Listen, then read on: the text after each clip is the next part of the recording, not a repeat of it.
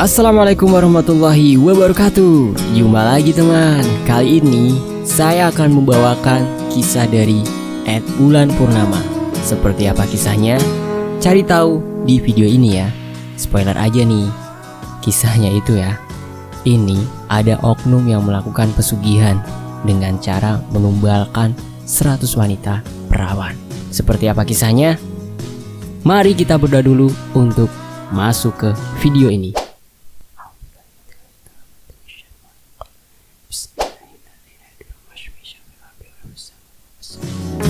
Allahumma sholli ala Sayyidina Muhammad sallallahu alaihi wasallam. Oke teman-teman, kita masuk ke ceritanya.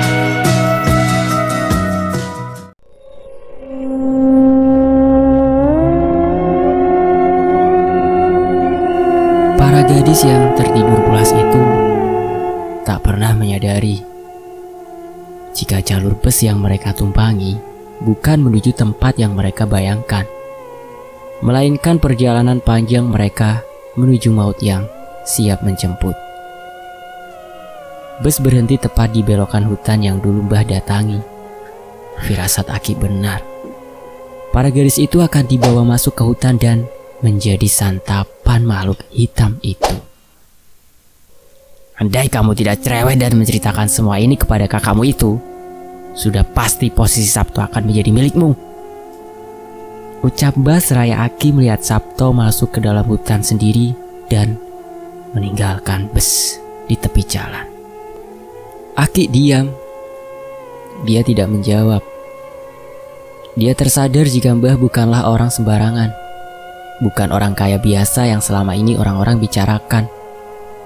Ada rahasia besar yang mengikuti perjalanan hidupnya. Sabto keluar dari hutan dan naik kembali ke dalam bus. Di situ Aki lihat Sabto menggiring para gadis itu masuk ke hutan satu persatu. Aki yang menyaksikan kejadian itu langsung menyadari sesuatu. Para gadis itu akan ditumbalkan kepada makhluk itu. Aki gusar. Dia tidak bisa berbuat apa-apa selain menyaksikan kejadian itu.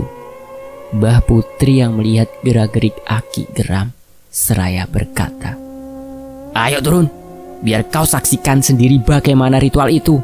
Mungkin ini akan menjadi pengalaman terakhirmu berada di dunia busuk ini." Aki enggan, dia tak mau terlibat lebih jauh. Namun sorot mata Mbah yang ia lihat dari kaca spion membuatnya tak kuasa menolak. Mereka berdua turun dan masuk ke hutan. Berjalan lumayan jauh menuju tempat yang tak pernah ia sadari akan mengantarkannya kepada kematian para gadis itu. Aki mengikuti Mbah dari belakang tanpa ada pencahayaan sedikit pun. Aki hanya mencoba mengikuti suara langkah Mbah yang menginjak di daunan kering. Terdengar suara daun kering berbelok ke arah kanan. Aki ikuti itu. Namun suara langkah itu semakin cepat. Aki berusaha mengikuti. Semakin cepat, semakin cepat. Dan semakin cepat hingga tak ada suara langkah yang terdengar lagi. Aki tersesat. Dalam langkahnya dia terus berdoa, memohon perlindungan yang maha kuasa. Namun apa daya, ketakutan itu terus menyelimuti. Pundak Aki ditepuk dari belakang dengan sangat keras. Astagfirullah, siapa itu? Tak ada jawaban. Aki kembali berjalan. Semakin ia berjalan masuk ke dalam hutan, semakin kuat gangguan itu datang. Kini kakinya ditarik hingga ia terjatuh. Aki terbangun. Aki kembali berjalan sambil terus berdoa. Hutan seakan melarang Aki untuk masuk jauh lebih dalam lagi. Hingga muncul sosok wanita bergaun putih berdiri membelakangi Aki. Aki mundur dan berniat kembali ke jalan. Namun langkahnya terhenti saat ada teriakan dari dalam hutan. Teriakan para gadis itu. Tanpa menghiraukan wanita bergaun putih, Aki berlari. Wanita itu tertawa melengking membuat telinga Aki sakit. Dan saat Aki spontan menoleh, dilihatnya seorang gadis berlumuran darah dengan leher yang hampir putus tertawa melihat Aki. Iya, dialah gadis itu yang berlari meminta pertolongan di pinggir hutan. Dan mungkin seperti inilah nasib para gadis itu nantinya. Aki kembali berlari hingga akhirnya sampailah ia di sebuah rumah besar. Rumah tua di dalam hutan yang tak pernah Aki bayangkan akan menjadi saksi pembantaian itu. Rumah itu adalah satu-satunya bangunan yang ada di sepanjang hutan ini. Besar, kokoh, dan gelap. Di situ, Aki lihat tak ada listrik, hanya lampu minyak dan petromak yang menerangi seisi rumah itu. Aki berjalan perlahan dan sampailah ia di pintu belakang rumah itu. Angin berembus kencang, namun Aki tetap teguh. Dilihatnya jendela kaca samping rumah, dan di situ ia lihat Mbah Putri dan Sabto beserta para rombongan gadis itu sedang menyantap makan malam. Makan malam itu berlangsung sunyi, tak ada obrolan yang berarti, hingga perlahan satu persatu gadis itu ambruk. Mereka tertidur tepat di atas meja makan. Aki berpikir lama. Mungkin teriakan yang ia dengar tadi bukan berasal dari para gadis itu, melainkan teriakan dari gadis-gadis yang sebelumnya telah menjadi korban dari kebengisan Mbah Putri. Aki kembali melihat ke dalam rumah, dan betapa kagetnya saat ia lihat mata Mbah Putri mengarah ke jendela. Mata mereka bertemu. Aki spontan menunduk hingga ia dengan Mbah Putri tertawa dengan sangat keras. Aki kembali berdiri. Dia tak mau kalah dengan rasa takutnya. Mbah Putri masih memandang arah jendela. Ia lihat Aki sambil tersenyum simpul, seakan mengisyaratkan, ini belum seberapa. Sabto menundukkan gadis itu saat satu persatu kembali ke posisi semula. Sampai beberapa menit kemudian, muncul sesosok makhluk hitam keluar dari arah pintu belakang. Sosok itu yang membuat Aki tak bisa tidur untuk waktu yang sangat lama. Dengan kukunya yang panjang, dia sobek leher satu persatu gadis itu. Dia hisap darahnya tanpa tersisa. Dia gerogoti si kepala hingga tak wajahnya pun dihancurkan. Aki yang menyaksikan itu tak bisa menahan mual dan ngeri. Langkahnya kaku, ingin rasanya ia menghilang dari tempat itu, atau setidaknya berlari sekencang-kencangnya. Namun Aki tak mampu. Ia seperti dikutuk untuk merasakan dan menjadi saksi kebiadaban makhluk sebangsanya, manusia. Satu persatu gadis itu meregang nyawa hingga akhirnya gadis terakhir, ia Andini. Gadis ramah yang Aki kenal kini dalam hitungan detik nyawanya pun akan melayang. Makhluk itu terdiam. Dia lihat wajah Andini dengan seksama. Dibelainya pipi Andini dengan kukunya yang panjang, dan sesekali ia lihat wajah Mbah Putri. Entah apa yang mereka bicarakan. Namun terlihat Andini mulai tersadar dari tidurnya. Ia melihat sekelilingnya dipenuhi darah dan mayat teman-temannya dalam keadaan yang mengerikan. Andini berteriak sekencang-kencangnya yang membuat Pak Sabto segera menahannya untuk kabur. Mbah berdiri. Ia langsung memukul Andini hingga pingsan. Aki tak bisa berbuat apa-apa. Ia hanya berdiri terpaku sampai akhirnya tangannya ditarik oleh Sabto yang baru keluar dari dalam rumah. Sudah sampai sini saja kamu tahu. Sabto menarik tangan Aki dan menyeretnya pergi dari situ. Ada apa ini, Tok? Apa yang sebenarnya terjadi? Kenapa kamu bisa ikut-ikutan seperti itu? Aki terus mencecar berbagai pertanyaan yang selama ini ia tahan kepada Sabto. Aku gak punya pilihan lain. Aku terpaksa. Anakku sakit dan butuh biaya banyak. Mbak Putri menawarkan aku posisi di mana aku bisa mendapatkan uang banyak yang cukup untuk hidup keluargaku. Sabto menahan air mata sambil tetap membawa Aki pergi jauh meninggalkan rumah itu. Lalu, makhluk itu, dia iblis piaraan Mbah? Bukan, itu suami Mbak Putri. Langkah Aki terhenti. Sabto yang sedari menarik tangan Aki juga ikut berhenti. Mereka dulu orang biasa sama seperti kita. Namun karena hasutan iblis, mereka bersekutu untuk mendapatkan harta yang sekarang ini mereka miliki dengan bayaran yang sangat mahal, 100 nyawa perawan. Yayasan itu hanya kedok saja. Simbah telah melakukan hal itu sejak lama. Saat itu, tenggat waktu yang berikan kepada mereka habis. membuat suami Simba berubah menggantikan iblis itu. Dan jika dalam purnama ke-10 nanti kesepakatan 100 nyawa itu belum terpenuhi juga, maka giliran Simba yang akan berubah menyerupai suaminya. Cerita Sabto. Kapan purnama ke-10 itu? Malam ini. Lalu apa yang terjadi barusan? Sepertinya suami Simba tertarik pada gadis itu. Dia menginginkan gadis itu untuk menemaninya di hutan ini yang tentu saja ditolak keras oleh Simba. Dia adalah gadis ke-100. Lanjut Sabto. Aki terdiam. Ia tak tahu harus merespon seperti apa setelah mendengar cerita yang mengerikan itu. Suara teriakan terdengar begitu keras berasal dari rumah itu.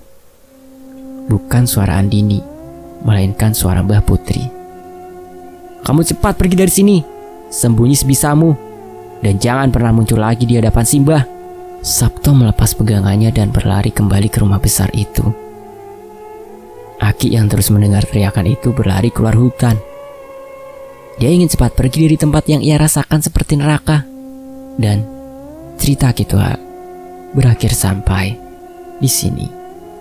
Yusuf dan Laila masih tidak percaya dengan apa yang mereka dengar. Lalu bagaimana nasib yayasan ini setelahnya? Laila bertanya kepada Naira, penasaran. Ya, seperti yang kita tahu, gosip dari mulut ke mulut tersebar begitu cepat. Banyak calon TKI yang kabur setelah mengetahui nasib mereka akan seperti apa. Dan banyak pula para orang tua dan kerabat yang menyebut mereka dari penampungan. Cerita Naira. Dan Mbak Putri, bagaimana dengan dia? Yusuf bertanya kembali. Tak ada yang tahu nasib dia dan Sabto setelahnya. Setelah kejadian itu, Toha menghilang selama beberapa tahun. Nenek sudah mencari dia kemanapun. Sudah lapor polisi tapi hasilnya nihil. Lalu nenek ingat, nenek punya teman yang ngerti hal-hal seperti itu. Kamu pasti mengenalnya. Naira melihat ke arah Yusuf. Kakekmu, Ki Rusman. Naira menunjuk gelang yang dikenakan oleh Yusuf. Itu dari kakekmu kan? Yusuf mengangguk. Kakekmu berhasil menemukan Toha di desa seberang, di sebuah gubuk dalam keadaannya hampir seperti orang gila. Namun berkat pertolongan dari Allah melalui kakekmu, Toha berhasil selamat dan hidup sampai saat ini. Cerita Naira. Terus kenapa Aini muncul di mimpi Yusuf, Nek? Laila kembali tak mampu menahan rasa penasarannya. Naira diam dan melihat ke arah Yusuf. Karena aku yang menjadi saksi saat malam itu dia dijemput. Yusuf tertunduk dan membuat Naira dan Laila saling memandang bergantian. Hening dan Yusuf mulai bercerita. Saya sedikit lupa, Nek, tapi sore itu saya pulang terlambat karena ada tugas OSIS, dan saat saya melewati kelas 2 IPA 3, saya lihat Budi dan Aini masih berada di kelas. Saya nggak terlalu perhatiin karena memang di kelas lain pun masih ada yang belum pulang. Saat hampir maghrib, hujan turun lumayan deras. Saya putuskan untuk pulang.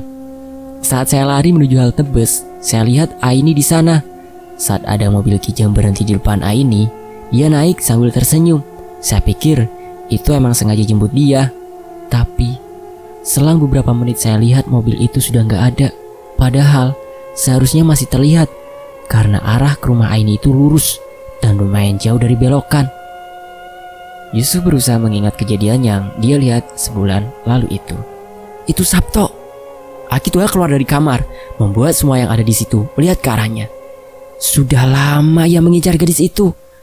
Kakaknya yang selamat dari pembantaian harus digantikan dengan darah yang sama, yaitu adiknya. Tepat di bulan Januari tahun ini, gadis itu genap berusia 17 tahun. Sabto akan mengantarnya ke Mbah Putri. Mbah Putri masih hidup? Naira yang sekarang bertanya. Tentu saja dia masih hidup. Dia menjadi makhluk menyerupai iblis seperti suaminya, dan mereka hidup di hutan bersama budak mereka, Andini. Dan membawa Aini kepada Mbah Putri adalah jalan satu-satunya bagi Sabto untuk terbebas dari semua kutukan itu. Mata Aki Tua memerah, tersirat kebenciannya yang begitu besar kepada keluarga itu. Lalu, apakah Aini bisa selamat, Ki? Tanya Yusuf. Saat ini mungkin masih. Ritual itu harus dilakukan di malam purnama. Besok lusa, ucap Naira. Semua diam. Akitoha berpikir lama. Aku harus menebus dosaku, Mbak. Ini kesempatan aku untuk bisa menghentikan mereka dan menyelamatkan gadis itu. Aki menatap sendu kakaknya itu. Naira diam. Dia sangat paham betapa menderitanya adiknya itu selama 7 tahun ini, dihantui oleh iblis setiap malamnya. Aku ikut, tegas Naira. Saya juga. Yusuf tak mau kalah. Disusul Laila yang meminta ikut. Akhirnya telah diputuskan. Besok lusa mereka akan pergi ke hutan itu. Isya telah terlewati. Sepertinya Yusuf dan Laila memang harus menginap malam itu. Namun tiba-tiba pintu itu diketuk. Assalamualaikum. Salam seorang laki-laki dari balik pintu. Waalaikumsalam. Semua yang berada di dalam rumah menjawab salam itu seakan itu suara yang mereka kenal. Rusman, ucap Naira saat membukakan pintu, yang membuat semua orang di situ menoleh ke arahnya. Maaf mengganggu malam-malam. Aku mau jemput cucuku, ucap Ki Rusman sambil tersenyum ramah. Yusuf berdiri dan langsung menghampiri Ki Rusman yang seakan sudah tahu apa yang terjadi. Jangan libatkan cucuku. Dia terlihat kuat, namun sebenarnya dia lemah. Kalau kalian butuh bantuan, biar aku yang pergi besok lusa. Naira mengangguk, mengerti maksud Ki Rusman. Memang awalnya dia juga tidak mau kalau Yusuf dan Laila ikut. Tapi Ki, Yusuf juga mau ikut. Ki Rusman melihat Yusuf dengan tatapan marah, hingga Yusuf pun diam, tak membantah. Mereka berdua pamit pulang, sedangkan Laila tetap tinggal di rumah neneknya. Jalan lurus saja, jangan tengok kanan kiri. Ikuti langkah Aki. Iya Ki. Mereka jalan ke depan melewati gedung itu. Hawa dingin mulai merasuk ke tubuh kurus Yusuf. Dia menggigil. Ki Rusman yang melihat hal itu langsung melepas jaketnya dan dipakaikannya kepada cucunya itu. Kamu kalau ada apa-apa itu bilang sama Aki. Jangan tiba-tiba menghilang dan ikut campur sama hal-hal kayak gitu. Iya Ki, jawab Yusuf singkat. Jalan menuju ke depan dirasakan sangat jauh oleh Yusuf. Dia berjalan di belakang kakeknya. Dilihat punggung kakeknya itu bidang dan tegap. Yusuf tak banyak bicara. Kini ia berjalan melewati gedung itu. Dia tak berani menoleh. Namun rasa penasaran itu semakin kuat. Dia takut, tapi setidaknya ada kakeknya di sana. Dia menoleh ke arah kiri, tepat di jendela ruangan pertama. Tidak ada apa-apa. Yusuf lega. Dia kembali berjalan. Namun tiba-tiba sesuatu keras menghantam kepalanya. Yusuf ambruk dan kembali pingsan. Brak brak brak brak. Tepat pukul 11 malam, pintu rumah Naira kembali digedor. Semua orang terbangun dan bergegas menuju pintu depan. Saat Naira membukakan pintu dan betapa terkejutnya ia saat melihat Ki Rusman berdiri dengan nafas terengah-engah. Di mana cucuku? Ucapnya dengan nada tinggi. Semua orang saling berpandangan. Sudah jelas-jelas mereka lihat dengan mata kepala mereka sendiri kalau Yusuf dijemput olehnya. Sialan. Ki Rusman tak kuasa menahan amarahnya. Toha, ikut aku sekarang. Dan kalian berdua tunggu di rumah sampai kami pulang. Jika malam ini ada yang datang, jangan bukakan pintu. Tetap diam di dalam rumah sampai azan subuh berkumandang. Naira menyanggupi. Seraya melihat dua orang itu pergi berlalu meninggalkan rumah. Mereka pergi mengendarai motor tua milik Ki Rusman. Apa ini kerjaan Sabto, Ki? Tanya Akitoha yang duduk di depan memegang kemudi motor. Hah? Kamu ngomong apa? Aku gak kedengeran. Udah jalan aja, nanti ngobrolnya, teriak Ki Rusman dari belakang. Mereka sudah tahu kemana harus mencari Yusuf. Motor pun melaju semakin kencang menerjang gelapnya malam. 1 jam berlalu, masih belum sampai. 2 jam berlalu, masih setengah jalan. 3 jam berlalu, akhirnya mereka melihat jalan hutan itu. Ki Rusman dan Akitoha turun dari motor dan mereka langsung berlari masuk ke dalam hutan. Apa ini kerjaan Sabto, Ki? Tanya Akitoha kembali. Sepertinya kamu masih belum tahu. Sabto, dia sudah mati. Bagaimana mungkin? Akitoha tidak percaya 7 tahun lalu bersama para gadis itu, ia dibunuh sebagai gantinya. Mereka memperbudak orang baru dan hidup berdampingan dengan gadis itu menggantikan Sabto yang mati. Orang yang menahanmu di gubuk itu pun Sabto yang baru. cerita Ki Rusman. Jadi selama ini, lalu bagaimana dengan keluarganya? Menurutmu, dia hanya punya anak perempuan satu-satunya yang sedang sekarat. Apa kau pikir dia bisa bertahan selama 7 tahun sendirian? Akitoha tertunduk lemas. Ia tahu Sabto bersalah karena ikut terlibat, namun ia merasa iba dengan apa yang sudah menimpa sahabatnya itu. Mereka berjalan menyusuri hutan, sepi dan sunyi. Jam sudah menunjukkan pukul 2 dini hari. Waktu di mana semua makhluk yang tertidur di siang hari terbangun. Suara itu, gumam Akitoha. Suara tawa seorang wanita semakin keras menusuk telinganya, berganti dengan suara tangisan, dan berganti lagi dengan suara tawa, membuat telinganya semakin kesakitan. Jangan hiraukan, pelan Ki Rusman yang dijawab anggukan oleh Akitoha. Lama mereka masuk ke dalam hutan. Akhirnya, sampai di rumah tua itu, gelap. Tidak ada seorang pun di situ. Mereka berdua masuk. Akitoha tak kuasa menahan bau busuk yang langsung tercium dari dalam ruang tamu. Tulang belulang berserakan menambah kengerian tempat ini. Sepertinya tempat ini memang tak terjamah oleh manusia. Tak pernah ada yang masuk atau menemukan mayat-mayat ini. Mereka membawa gadis itu dan Yusuf ke alam mereka. Seharusnya aku datang lebih cepat. Anak itu lemah dari semenjak dia kecil. Ibunya saat ini pasti sangat cemas. Ki Rusman terus-menerus menyalahkan dirinya sendiri. Tak ada pilihan lain. Sekarang kita tunggu di sini sampai besok malam. Mereka berdua berjaga di luar, menunggu bulan purnama datang, berharap kedua anak itu bisa selamat. Malam yang ditunggu pun telah datang. Mereka bersiap pergi dari rumah itu dan bersembunyi di balik pohon besar. Tepat pukul 11 malam, muncul cahaya keluar dari rumah itu. Mereka tidak bisa melihat dengan jelas, namun tiba-tiba sesosok wanita bergaun putih melintas di depan mereka. Dia berbalik, wajahnya hancur dan lehernya hampir putus. Dia melirik Akitoha, dan dia terbang ke arah rumah besar itu. Ayo ikutin dia, ajak Ki Rusman. Akitoha mengikuti dari belakang. Dilihat dari jendela, ada Sabto dan Aini yang terduduk di kursi. Hanya mereka berdua, tak ada Yusuf ataupun makhluk itu. Mata Aini terpejam. Namun, Ki Rusman masih menjelajahi isi ruangan. Tak dilihatnya cucunya itu. Aku tak bisa melihat apapun. Energi di sini terlalu kuat. Ilmuku masih belum mampu menembusnya. Aku terlalu takabur. Ki Rusman terlihat putus asa. Ia sadar datang ke sini dalam keadaan penuh amarah dengan persiapan yang kurang adalah keputusan yang sangat bodoh. Mereka berdua seperti tikus yang sedang menyaksikan pertunjukan di balik panggung, mengendap tanpa sepengetahuan para pelakon. Dilihatnya Sabto Komat Kamit sambil duduk menghadap Aini dan dalam sekejap mata makhluk itu muncul. Tidak satu, tapi dua. Matanya merah menyala. Mbah Putri dan suaminya, bisik Toha. Ki Rusman hanya diam tak bersuara. Ritual yang sama terulang kembali. Akitoha yang sudah tak tahan ingin masuk ke dalam rumah, namun tangannya ditarik oleh Ki Rusman. Ini bukan tandinganku, apalagi kamu. Nyawa gadis itu memang sudah ditakdirkan tak bisa selamat, namun cucuku masih bisa kembali. Kita tunggu di sini sampai aku bisa melihat keadaan cucuku. Ki Rusman masih mencengkram tangan Toha dengan erat. Makhluk itu menghampiri Aini, membelai rambutnya. Trat! Darah keluar deras saat kuku yang tajam itu merobek lehernya. Dihisap darah Aini, gadis yang malang itu sampai habis tak bersisa. Wajah cantiknya rusak tak berbentuk, mulai mual dan ngeri bagi siapapun yang menyaksikannya.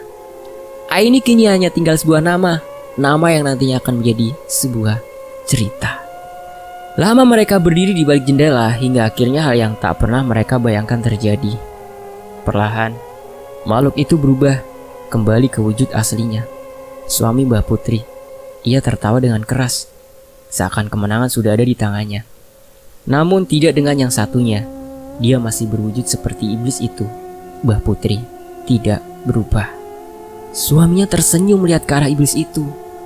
Dengan cepat kilat, iblis itu mengangkat tubuh sang suami dan membantingkannya ke atas dan ke bawah berulang kali hingga tubuhnya hancur tak berbentuk. Dia mati untuk yang kesekian kalinya. Sabto. Ia menyaksikan itu tak luput dari serangannya. Wajahnya hancur dibenturkan ke meja kayu di depannya. Dia mati dan tubuhnya seketika berubah. Ibu Nuri, gumam Akitoha. Iblis itu tertawa terbahak-bahak, seolah dialah pemenang yang sebenarnya. Dan perlahan iblis itu mulai berubah wujud, seorang wanita berambut panjang terurai. Dia bukan Mbah Putri, dia. Akitoha tak mampu menyebut namanya. Andini, ucap Ki Rusman. Akitoha ambruk. Entah kekuatan apa yang membuat ia tak sadarkan diri dan jatuh begitu tak berdaya. Ya, Andini masih hidup. Dia bersemayam di tubuh iblis itu. Mbah Putri, dia mati, dibunuh suaminya sendiri 7 tahun lalu. Tepat ketika suara jeritan itu terdengar oleh Sabto dan Toha. Andini bukanlah gadis yang sama. Hidup dengan iblis membuatnya berubah menyerupai wujud mereka. Bahkan adik yang sangat ia sayang itu tak pernah lagi ada di benaknya. Nyawa adiknya ia rela korbankan untuk bisa menghirup udara kebebasan. Namun ia tak pernah menyadari iblis tetaplah iblis, apapun bentuknya. Kalau kau ingin cucumu kembali, jangan pernah ganggu aku dan jangan pernah muncul di hadapanku. Andini melihat ke arah Ki Rusman dan bernegosiasi melalui tatapannya. Ki Rusman mengaku setuju. Dia tahu kekuatannya tak cukup untuk melawan iblis itu. Temukan dia di antara batu di bawah pohon pinus. Dan Andini pun menghilang. Tak butuh waktu lama Ki Rusman bergegas meninggalkan tempat itu. Ia seret Akitoha yang masih belum sadarkan diri. Dilaluinya hutan yang gelap itu dengan harapan cucunya bisa kembali pulang. Lama ia berjalan, di setiap sela batu ia cari Yusuf. Tak kunjung ditemukan. Dicari lagi dan lagi, sampai dia tiba di tepi jalan hutan tepat di mana ia memarkirkan motornya. Mentari mulai terbit dari ufuk timur. Akitoha mulai tersadar. Ia lihat Ki Rusman yang mulai kelelahan. Akitoha memanggilnya, namun tak ada suara yang keluar dari mulutnya. Berkali-kali ia berusaha, tetap tak bisa. Ki Rusman tertunduk lesu. Sudah, jangan paksakan. Masih syukur suaramu yang hilang, bukan nyawamu, ucapnya sambil terus memejamkan mata. Akitoha tak bersuara lagi. Dia menangis dalam diam. Menit berlalu, ia membangunkan Ki Rusman, menunjuk ke arah bebatuan di belakang pohon pinus. Di sana terbaring Yusuf dengan keadaan yang sangat mengenaskan, setengah telanjang dengan luka lebam di seluruh tubuhnya. Ki Rusman tak kuasa menahan tangis. Dipeluknya cucu kesayangannya itu dengan erat. Motor yang mereka parkir di pinggir hutan langsung dinyalakan. Kini Ki Rusman yang membawa motor itu. Yusuf yang masih tak sadarkan diri didudukkan di tengah antara ia dan Akitoha. Motor pun melaju dengan kecepatan tinggi. Yusuf setengah membuka mata. Ia lihat para gadis itu berdiri berjejer, menyaksikan kepergian mereka. Perlahan ia pejamkan matanya lagi hingga gelap dan sepi. Setibanya di rumah Naira, di sana sudah ada orang tua Yusuf serta Laila yang menunggu kedatangan mereka bertiga. Ibu Yusuf menjerit sejadi-jadinya tatkala ia lihat anak semata wayangnya tak sadarkan diri dengan luka di sekujur tubuhnya. Dia peluk dengan erat. Pak Imam, ayah Yusuf, bertanya kepada ayah mertuanya tentang apa yang sebenarnya terjadi. Namun Ki Rusman memilih diam dan meminta Yusuf segera dibawa ke dalam rumah. Di sana Naira melihat adiknya itu dengan tatapan kosong, seolah adiknya tak berada di sini. Akitoha masuk ke dalam dan menguncinya rapat-rapat. Perlahan Yusuf mulai tersadar dari tidur panjangnya. Dia lihat ibu dan ayahnya di sana. Yusuf menangis. Dia menangis jadi-jadinya. Tak ada satu kata pun yang keluar dari mulutnya selain tangisan itu. Seolah ia telah kembali dari tempat yang ia rasakan seperti neraka. Bulan Mei tahun 2019. Om, ada korek?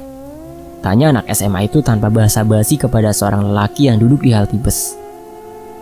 Dia hanya menggelengkan kepalanya sambil tersenyum. Ia kembali memainkan ponselnya, membuka menu yang sama berulang kali sampai ia lihat ada notifikasi masuk. Pesan dari Facebook. Cup, ini aku Budi. Masih ingat tak? Dia lihat profilnya. Benar, itu adalah Budi, teman SMA-nya dulu yang sempat pindah lagi saat mereka menginjak kelas 3. Aku boleh minta nomor WA-mu? Ada yang harus aku sampaikan. Budi menyisipkan emotikon yang sangat banyak, seakan ingin menunjukkan rasa bahagianya. Yusuf memberikan nomor WhatsApp dia dan selang beberapa menit Budi menelpon. Assalamualaikum Cup, apa kabar kamu? Suara Budi terdengar begitu bersemangat. Waalaikumsalam. Aku baik Bud, kamu gimana? Balas Yusuf. Alhamdulillah, aku juga baik. Aku ada kabar nih, bulan depan tanggal 10 aku akan menikah. Kamu datang ya? Oh alah, selamat ya Bud. Siapa gadis yang katarak itu? Sialan kamu. Kalau kamu aku kasih tahu pasti gak akan percaya. Aku baru bertemu dengannya lagi tahun lalu. Siapa? Yusuf semakin penasaran. Nanti aku kirim undangannya lewat WhatsApp. Sudah dulu ya Cup. Calonku sebentar lagi datang ke rumah. Ini aku lagi di jalan bawa mobil. Nanti aku telepon lagi. Budi menutup teleponnya. Dan selang beberapa menit, pesan WhatsApp dari Budi masuk. Perlahan Yusuf buka. Dia lihat nama di undangan itu, Aini dan Budi. Yusuf diam. Ia lihat foto wanita itu dari undangan yang dikirimkan Budi. Dilihat lagi sorot matanya. Itu bukan Aini. Yusuf diam. Dia tak bergeming, seolah ia sudah bisa menebaknya. Tak lama, mobil sedan berhenti di depannya. Ayo naik, ajak wanita di dalam mobil itu. Yusuf duduk di kursi penumpang. Ia lihat perempuan cantik itu. Ada yang ingin ia sampaikan. Namun sebelum Yusuf membuka suara, ia berkata, WhatsApp grup alumni SMA sedang ramai. Apa Budi gak benar dengar kabar? Dia gak punya teman selain kamu dan gadis itu. Gimana dia bisa gak tahu? Budi, dia menikah dengan Andini kan? Yusuf lihat perempuan yang tak lain adalah istrinya, Laila. Ia tersenyum. Dan mobil sedan itu berlalu meninggalkan halte bus di depan SMA tempat Yusuf bersekolah dahulu.